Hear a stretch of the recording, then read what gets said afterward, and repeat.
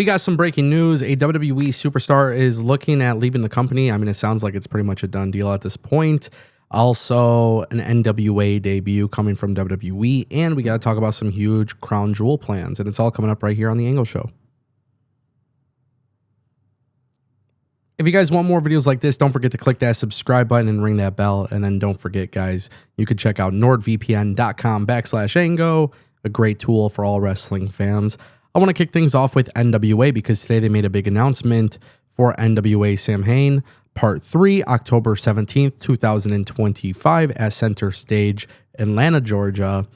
This is another special for NWA Wrestling, which, by the way, has been doing pretty cool stuff lately, especially because NWA Power is now on the Roku channel. Today, they actually revealed that the Good Brothers are making their debut. Carl Anderson, Luke Gallows are both expected to be there in action. They're coming to the NWA. And this has actually been quite shocking to a lot of people because obviously they left WWE. They got released. A lot of people, I feel as if maybe they were kind of expecting these guys to show up in, AEW or TNA. Back when TNA was a thing with Scott D'Amore, right? Obviously, they were Impact guys. They were considered Scott D'Amore guys, which makes sense because we have seen them in Maple Leaf Pro Wrestling. And then obviously because of the partnership that Impact had with AEW, we also saw them cross over to AEW. They're friends with a lot of guys there. It was expected that they would be there, From going to WWE to going to NWA, I honestly think it's kind of cool. These guys are veterans. They are really good talent. NWA is a smaller company, so I think we have to acknowledge that. But I think deep down inside, really what I've noticed is that there are some talent who leave WWE and they're not immediately going to AEW. And that's kind of a cool thing. It's not against AEW by any means. It's just you got to have some more talent circulating in the smaller companies, the companies like MLW, the companies that are like TNA and GCW. And, they all have different distribution ideas and things of that nature. But I think when you look at guys immediately saying, listen, we're willing to do the indies. We're willing to do the smaller companies. Earlier today, I talked about Karrion Kross. He's going to MLW. It's a fascinating thing to see. Not everybody has to be in AEW. Not everybody has to be in WWE. And I think for a while, until WWE and AEW, until their rosters thin out a little bit, I'm probably going to be a lot happier when I see stories of this nature. And that's just largely due to the fact that I really think in order for the wrestling industry to be healthy, talent does have to be circulating. And that's, that's a good thing. So excited to see what happens here for sure. That takes us to Crown Jewel. Ladies and gentlemen, Crown Jewel is a big deal this year because it is in Australia. It's going to be an early show, which, by the way, now would probably be the best time to tell you guys about NordVPN because if you're a viewer, if you know how VPNs work, WWE fans who have Netflix could watch pay-per-views internationally on Netflix. And that includes Raw, SmackDown, NXT, and PLEs. So NordVPN gets you covered. Go check out nordvpn.com/Ango. It's a sick deal. Definitely something you guys should consider. But yeah, Crown Jewel is like a big deal this year. It's a very stacked card. I think this is a very, very good card. It's a very promising card and a very great build. Dave Meltzer has come out and reported that there is one match that has yet to be announced, which is listed for Roman Reigns and Bronson Reed. And it is expected to have a stipulation of some sort as well. Now, obviously, Dave Meltzer hasn't been accurate for a long time, but WWE did reveal that Roman Reigns will open up Raw.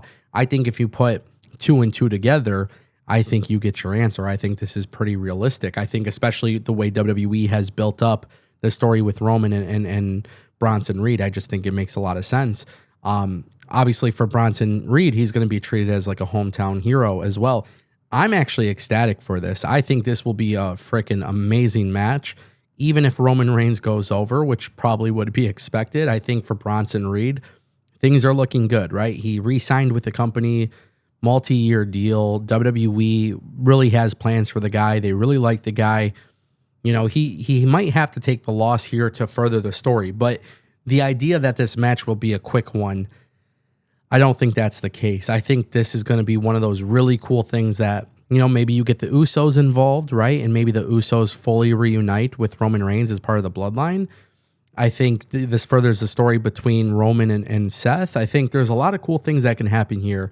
So I'm actually excited about these plans if it were to be true, but largely due to the fact that there's just a lot that could be done here.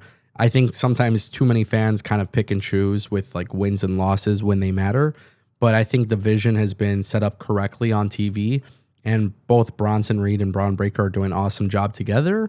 You have Bronson Reed win. If you have Bronson Reed even win here, that would be phenomenal. But I just don't think that's going to happen, right? But just in general, I mean, I genuinely believe this is cool. So Roman Reigns gets that singles match. WWE needs Roman Reigns. I don't care what anybody says. I think when Roman's on TV, WWE product is better. We'll see kind of how they go about it and what they do differently or how they move forward. But definitely excited about this match, and I'll keep you guys updated. And that brings us to our final topic, ladies and gentlemen. A WWE departure looks to be on its way. We are talking about Santos Escobar. His contract reportedly ends at midnight. According to Fightful Select, a WWE source believes that he is on his way out. Obviously, Santos Escobar he's been putting out teases on social media, waiting for the hourglass. You know, Santos leaving WWE, in my opinion, it's kind of shitty. Great talent. Really, I mean, the best way to explain him is he's a great talent, all-around talent, great wrestler, good in-ring ability. You know, NXT 2.0, NXT, what they did with him and Legado del Fantasma was incredible stuff. Moving him up to the main roster, doing the LWO. I mean, I think I perhaps may have lost a little bit of interest there throughout time. And then obviously he hasn't been on TV as of late, but Santos Escobar leaving the company.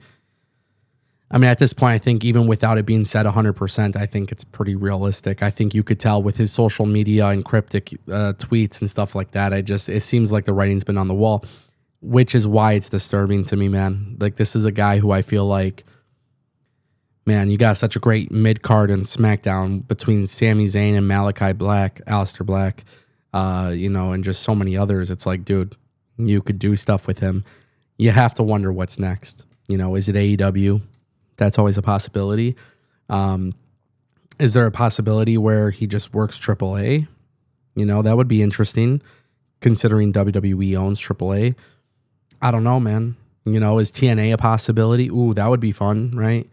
But it's like I said earlier in this video with talent. You want talent circulating in some of the smaller companies, but this is a guy that deserves to be on TV, you know. So it is what it is, man. I don't know if I want to say fumbled, but his main roster run could have been a lot better. But, you know, a great talent nonetheless. Let me know what you guys think down below.